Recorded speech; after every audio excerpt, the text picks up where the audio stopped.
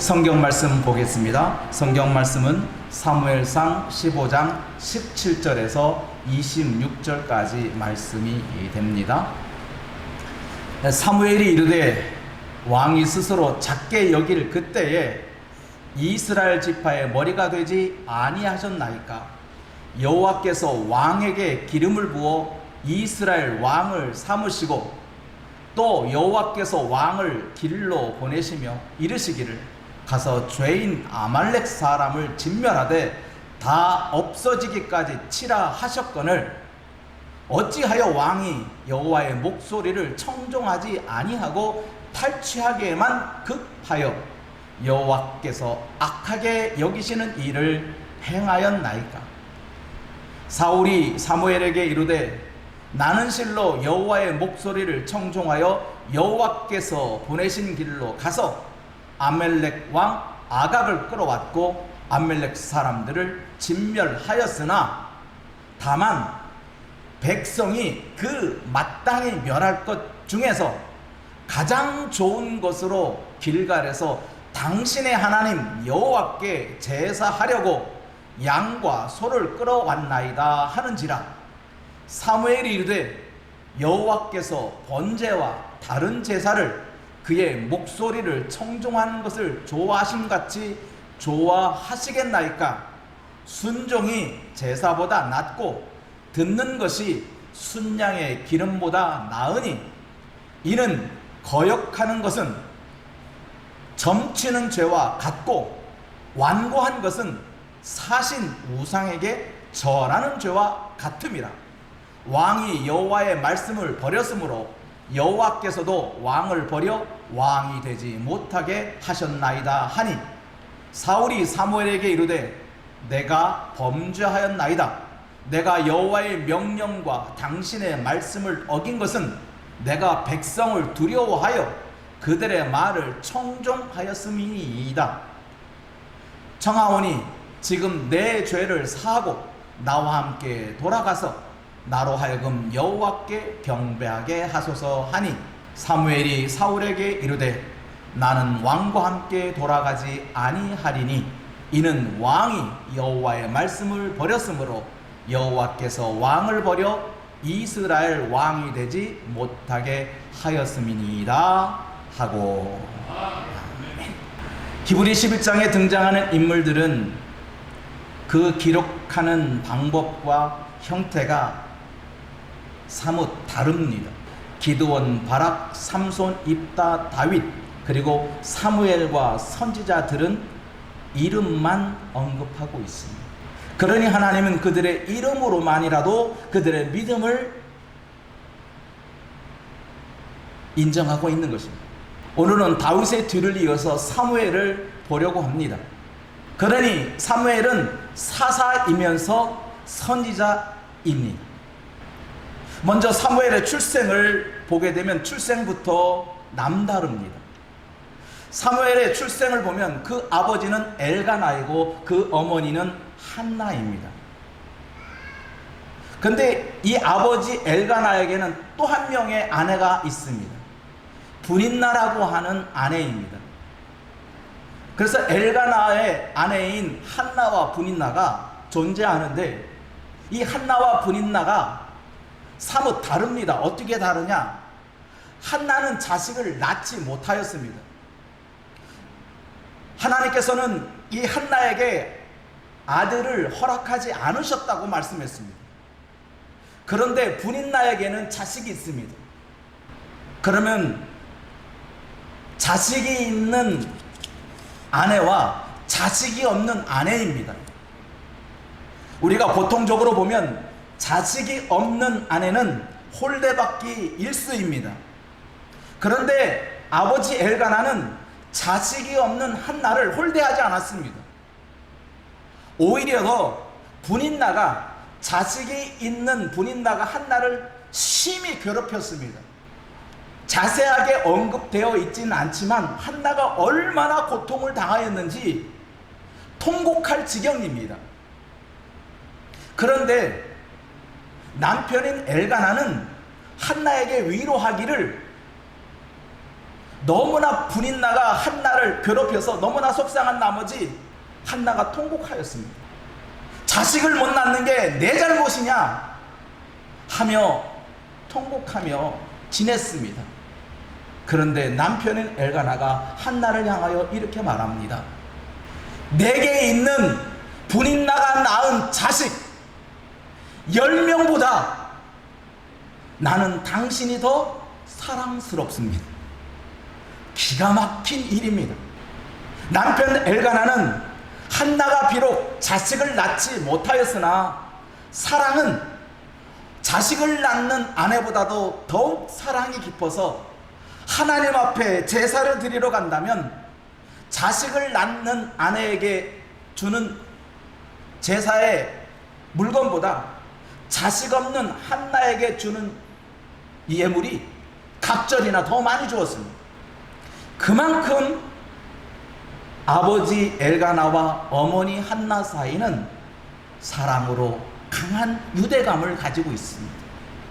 당신이 애를 못 낳아도 나는 당신에 대한 사랑은 변함이 없습니다. 그게 엘가나와 한나 사이에 있는 사랑의 관계입니다. 여기는 어떤 것도 이 사랑을 깨트릴 수 없습니다. 자식이 아니라 어떠한 중요한 것도 이 부부 사이를 깨어놓을 수가 없습니다. 그러니 한나의 입장에서 보면 더욱 비통한 거예요. 아니 내 남편은 저렇게 나를 사랑하는데 왜 나에게는 자식이 없을까? 그리고 분인나는 남편으로부터 나보다 사랑을 덜 받는데도 자식을 낳고, 나는 남편으로 사랑을 받고 있는데 자식을 못 낳고, 한나의 입장에서 보면 너무나 비통한 일 아닙니까?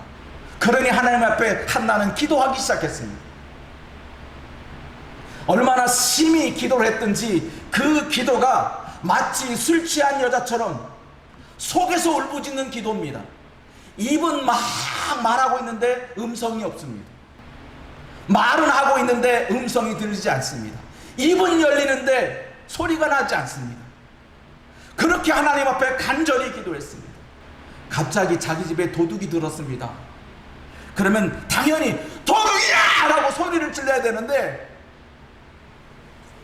보는 막 도둑이라고 소리 지르는데 말이 안 나와요.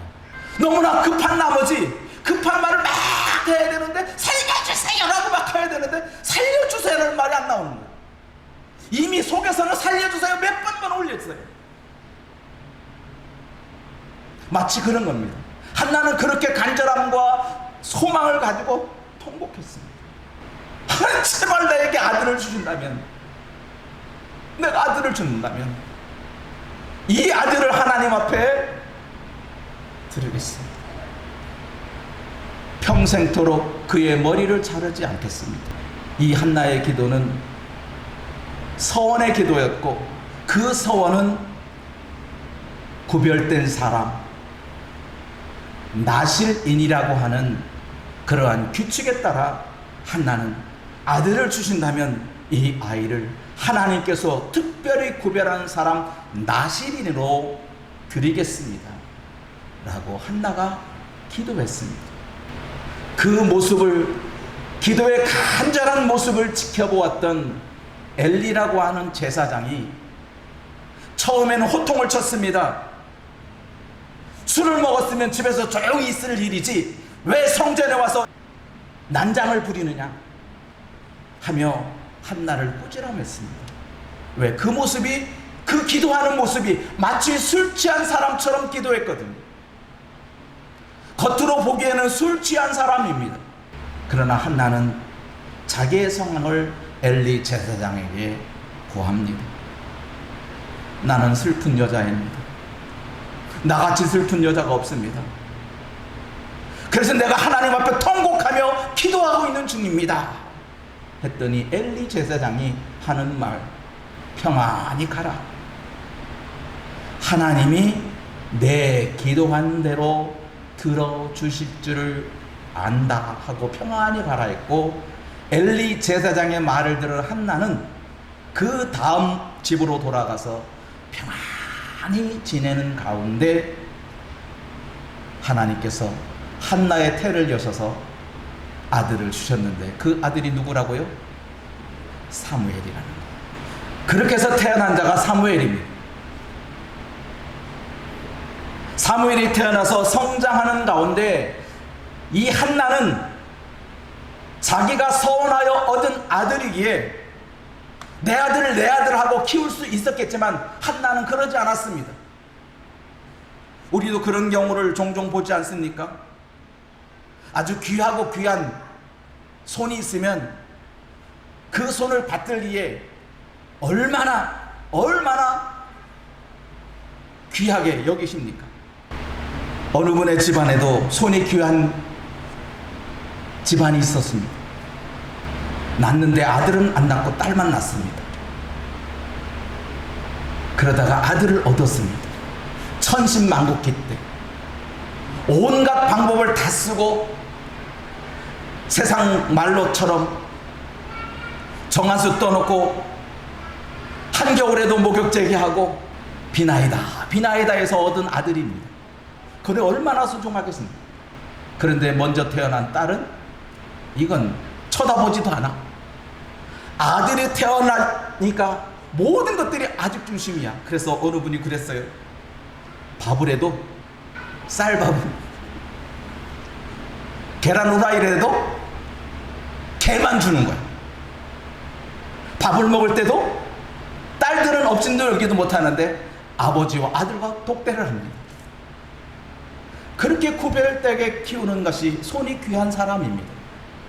그런데 한나도 그렇게 귀하게 얻은 사무엘인데 이 한나는 이건 내 아들이 아니라 하나님의 아들이라는 거예요.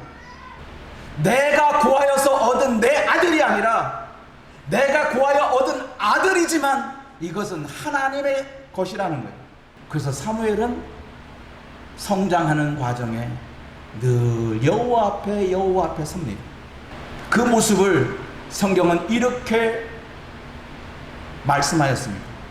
내가 아들을 주신다면 나는 이 아들을 평생토록 여호와께 드리겠다.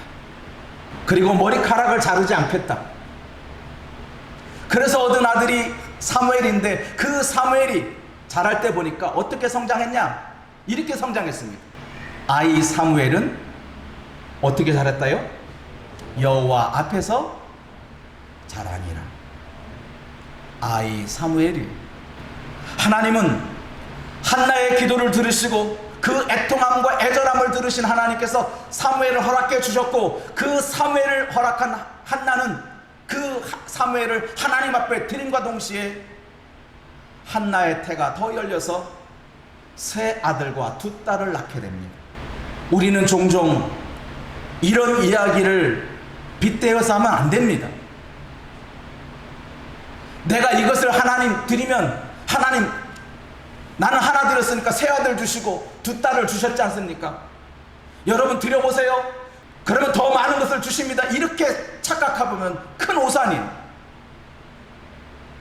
한나가 사무엘을 드릴 때 어떤 조건을 달고 하나님 앞에 드린 게 아니에요. 그저 내 기도대로 하나님께 드리기로 했으니까 나는 드린 것 뿐이에요. 하나님 드렸으니까 더 주세요. 하나님은 이걸 하나님 받으시고 다른 아들 주세요. 이왕이면 딸도 주세요. 너무나 하나님이 하신 일을 사람의 시각으로 바꾸어 보면 안 돼요. 하나님이 하시는 일은 하나님이 하신 일이고 우리가 할 일은 우리가 하는 거예요. 우리 기준에 맞춰서 하나님의 기준을 끌어들이지 마세요. 그리고 아이 사무엘이 점점 자라매 시작 여호와와 사람들에게 은총을 더욱 받더라. 아이 사무엘이 점점 성장하면 성장할수록 여호와 하나님과 그리고 사람들에게 더욱 은총을 받더라. 사무엘도 이 아이가 자라면 자랄수록 여호와와 더불어서 여호와로부터 은총을 받은 게 아니라 여호와와 사람들에게 더욱 은총을 받은 자로 이 사무엘은 성장하게 됩니다. 그런데 사무엘의 성장 과정에 중요한 사건이 벌어집니다. 이제 사무엘은 여호와 앞에서 엘리 제사장과 함께 지냅니다. 그런데 엘리 제사장에게는 홈니와 비느하스라는 두 아들이 존재합니다. 그러니까 사무엘은 홈니와 비느하스와 함께 사는 거예요. 엘리 제사장의 집에서. 근데 엘리 제사장의 아들인 홈니와 비느하스는 아버지인 엘리 제사장의 모습을 뒤따라서 제사장의 질을 하는데 악을 저질렀어요. 그때 당시에 하나님 앞에 제사를 드릴 때에 제사장의 몫이 있습니다. 그래서 그 제사장의 몫을 어떻게 선택했냐면은 쇠 갈고리를 하나를 갖고 그 솥에 여호와께 드릴 제물 가운데 하나를 콕 집어서 걸리는 게 제사장 몫이요. 뒷다리가 걸리든 앞다리가 걸리든 가슴살이 걸리든 꼬리가 걸리든 머리가 걸리든 그 새꼬챙이 하나에 걸리는 것이 제사장의 몫인데, 이 홈니와 비느하스는 그 일을 어떻게 악행을 저질렀냐 하면 새꼬챙이 하나를 잡아서 시종 드는 사람이 있습니다. 시종 드는 사람에게 딱 새꼬챙이를 건져냈습니다. 그런데 꼬리가 나왔네. 관례로 치면 꼬리가 안 나오든 내장이 나오든 그것은 다 자기 몫이니까 그걸 만족하면 상관없는데, 이 홈니와 비느하스는 자기 시종에게 야, 새꼬챙이 낚시를 그렇게 하면 되겠냐, 그 중에 골라와야지, 그 중에 좋은 거 골라와야지. 그래서 그 다음부터 시종들이 홈니와 비느하스에게 주려고 좋은 것을 골라서 콕 집는 거예요. 좋은 것을 골라서 콕 집어서 갖다 주고 그러는 거예요. 그런 악행을 저지르는 가운데 심지어 어떤 일까지 저지르느냐, 화제를 갖고 온 사람에게 너 화제 드릴 거야? 그러면 내 몫을 갖고 와야지. 하나님 앞에 드리면 나는 뭐 먹고 있냐? 그러면서 홈니와 비느하스가 자신의 목을 주는 사람에게만 화제를 드리는 거예요. 제사를 드리는 거예요. 이런 악행을 저질렀어요. 이 악행을 저지르는 일들을 사무엘은 지켜보았던 거예요. 그러면서 성장했어요. 그런데 사람들에게 더욱 사랑스러워가는 은총을 받는 사람이 되어버렸어요. 홈니와 비느하스는 백성들을 괴롭히고 괴성들로부터 뇌물을 받고 제사를 드리고 뇌물을 받고 하나님 앞에 쓰여지는 존재였지만 사무엘은 그러지 않았다는 거예요. 그러는 가운데 하나님께서 사무엘을 부릅니다. 꿈속에서 소리가 들립니다. 사무엘아 하니까 이 잠자다가 그 소리를 듣고 엘리 제사장이 자기를 부르는 줄 알고 엘리한테 찾아가서 제사장님 부르셨습니까? 안 불렀다? 하나님이 2차로 또 사무엘을 부릅니다. 엘리를 찾아가서 사무엘이 엘리 제사장님 또 부르셨어요? 안 불렀다. 하나님의 음성을 들었어요. 그리고 엘리 제사장이 이제 사무엘아 하는 소리가 들리거든 나한테 오지 말고 그 자리에 무릎을 꿇고 내가 듣겠나이다 말씀하옵소서 라고 해라. 그래서 하나님 앞에 사무엘이 무릎을 꿇게 되고 하늘로부터 소리를 듣게 됩니다. 들리는 소리가 뭐냐? 엘리 제사장의 집안을 보니 홈니와 비느하스가 악행을 내가 보았다. 그런데 그 악행을 보는 홈니와 비느하스의 악행을 지켜보았던 아버지 엘리 제사장은 홈니와 비느하스를 질책하지 않았다는 거예요. 그래서 하나님께서 사무엘에게 그 얘기를 해주는 거예요. 그러면서 내가 제사장의 가문을 땅에서 없애하겠다. 하나님은 사무엘에게 자신의 비밀을 다 이야기하는 거예요. 어느 누구도 얘기하지 않는 그 얘기를 하나님은 사무엘에게 알려줍니다. 그리고 알려준 이야기를 사무엘은 그대로 엘리 제사장에게 알려줍니다. 그게 선지자입니다. 선지자는 자기가 해석해서 하나님이 알려준 것을 다른 사람에게 알려주면 저 사람이 나를 싫어할 거니까, 나를 미워할 거니까 꼭꼭 숨기는 게 아닙니다. 하나님이 알려준 사실에 대하여 그냥 그대로 저 사람이 나를 미워하든 나를 설령 죽일지라도 선지자들은 하나님께서 알려준 그대로 사람들에게 알리는 거예요. 그래서 사무엘은 하나님께서 알려준 대로 하나님께서 말씀하시기를 엘리 제사장의 가문을 하나도 남김없이 다 쓸어버리겠다고 합니다 하는 사실을 엘리 제사장이 듣습니다. 하나님께서 말씀하신 대로 엘리의 가문은 홈니와 비누아스는 블레셋과의 전쟁에서 죽고 엘리 제사장도 아들이 죽었다는 소식을 듣고 의자에서 자빠져서 뇌진탕에 걸려 죽습니다. 하나님은 사무엘이 성장하는 과정에서 하나님께 범죄한 사람들의 최후를 친히 목격했습니다. 그리고 사무엘이 성장하는 시기에 어떤 시대에 살고 있었냐면은 하나님의 말씀이 희귀하여 듣기가 너무나 어려웠다는 겁니다. 마치 보석이 흔하지 않잖아요. 보석 구하기가 힘들잖아요. 물론 요즘에는 돈으로 다 해결될 수 있지만 땅에서 얻는다고 생각해 보세요. 금캐기가 결코 쉬운 건 아니잖아요. 그런데 하나님의 말씀이 그와 같다는 거예요. 하나님의 말씀을 듣기가 금을 캐는 것보다 더 어렵다는 거예요. 거기에 꿈을 꾸는 자가 없어요. 하나님의 꿈을 꾸지 않아요. 이상을 보는 자가 없어요. 사무엘처럼 하나님의 음성을 듣는 자가 없다는 거예요. 그럴 때 사무엘이 성장한 거예요. 이 시대를 우리는 암흑시대라고 말합니다.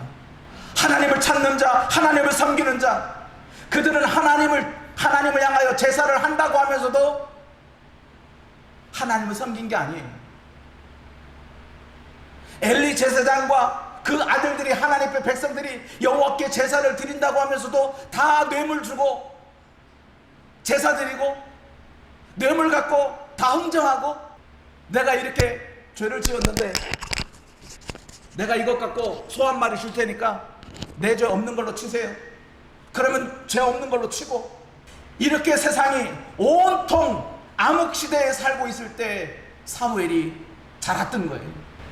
사무엘이 성장하며 자라며 여호와께서 그와 함께 계셔서 그의 말이 하나도 땅에 떨어지지 않게 하셨다. 사무엘이 사는 동안에 이 세상은 하나님의 말씀이 없었습니다. 하나님의 말씀이 너무나 귀하고 귀하였습니다. 하나님의 말씀을 하는 자가 없었습니다. 그런데 사무엘은 이렇게 어려운 시대에 살고 있을 때, 암흑시대에 살고 있을 때 사무엘의 성장에서 우리가 무엇을 알게 됩니까? 사무엘은 오로지 하나님만 바라보고 있었구나. 사람들은 하나님의 말씀을 찾지 않고 온갖 수단 방법으로 술수를 써가면서 세상을 살았을 때 사무엘은 그러지 않았다는 겁니다. 그래서 블레셋 사람들이 쳐들어와서 이스라엘 백성을 괴롭혔습니다. 그때 하나님께서 이 사무엘을 사사로 세워서 이 블레셋 사람들을 다 진멸하게 합니다. 사사를 세워서 사무엘이 첫 번째 한 말은 너희들은 다 미스바로 모이라. 이스라엘 백성을 다 모았습니다. 미스바로 다 모였습니다. 그리고 말합니다. 우리에게 있는 모든 우상들을 제거하십시오. 지금까지 섬겼던 모든 것들 다 버리세요. 그리고 하나님 앞에 회개하세요. 당신들의 죄를 자백하세요. 그래서 이스라엘 백성들이 사무엘의 말을 듣고 자기 집에 있는 모든 우상들을 다 제거했습니다. 그리고 그들은 미스바에 모여서 금식하였습니다. 금식하며 자신의 죄를, 내가 죄를 지었습니다, 우리가 죄를 지었습니다, 우리가 죄를 지었습니다, 내가 죄를 지었습니다, 내가 죄를 지었습니다 하며 자신의 죄를 자백하기 시작했습니다. 얼마나 많은 백성들이 모였든지 그 미스바에 모인 사람들이 통에 자복하는 모습을 블레셋 사람들이 보았습니다. 그러니 블레셋 사람들은 이때다, 지금 저들이 한 곳에 모여있다, 미스바라고 하는 곳에서 모여있다, 지금이 이스라엘을 공격할 때다. 그리고 그들은 지금 금식한다, 힘이 없다. 힘이 없으니까 우리가 지금 쳐들어가면 이스라엘 사람은 한꺼번에 몰살 것이다. 기회를 잡고 블레셋 사람이 쳐들어옵니다. 이스라엘을 치러 왔던 블레셋 사람들이 칼을 쓰기 전에, 활을 쏘기 전에, 창을 던지기 전에 하나님께서 그들에게 우레를 발하여서 그들을 다 죽여버립니다. 몰살시켜버립니다. 그래서 치러 왔던 사람들이 다 돌아갑니다. 도망갑니다. 도망가기로 어디까지 도망갔냐? 이스라엘 땅, 가나안 땅을 모두 차지하는 블레셋 사람의 자기의 본향으로 돌아가고 나머지 모세가 얻었던, 여호수아가 얻었던 가나안 땅을 다 회복합니다. 그게 사사가 된 사무엘이 한 일입니다. 사무엘은 한 번도 칼을 휘두르지 않았습니다. 그런데 이스라엘 백성을 괴롭히는 블레셋 사람들은 몰살되었습니다. 다 쫓겨나갔습니다. 그게 사무엘입니다. 왜냐하면 사무엘은 기도하는 사람이었습니다. 어떤 위기 상황이 있을 때마다 사무엘은 기도했습니다. 기도했더니 하나님께서 그 기도를 들으시고 모든 것을 이미 하나님께서 계획한 대로 다 물리쳤습니다. 이게 사무엘의 성장 과정입니다. 사무엘은 위기 때마다, 어떤 상황 때마다 하나님 앞에 기도하였습니다. 그리고 하나님은 그 기도에 응답하였습니다. 이것은 사무엘 혼자 한 것이 아닙니다.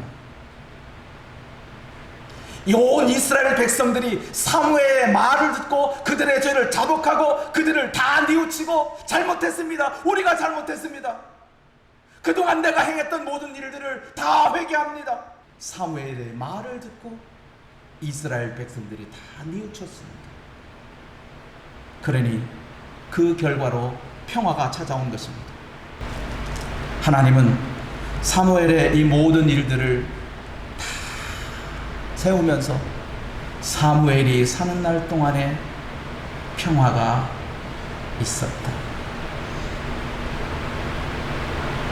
혼란의 시대, 하나님의 말씀을 듣지도 않고 찾지도 않고 부르지도 않는 그 시대에 사람들에게 평화를 가져다준 인물이 바로 사무엘입니다.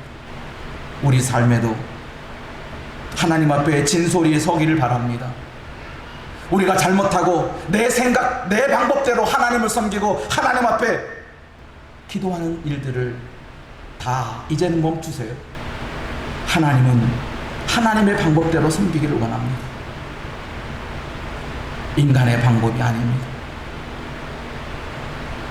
사무엘이 이 시대를 평정하고 이 시대의 평화를 찾아왔던 이유는 세상의 풍조에 밀리지 않고 오직 하나님만을 의지하고 하나님만을 섬긴 결과입니다.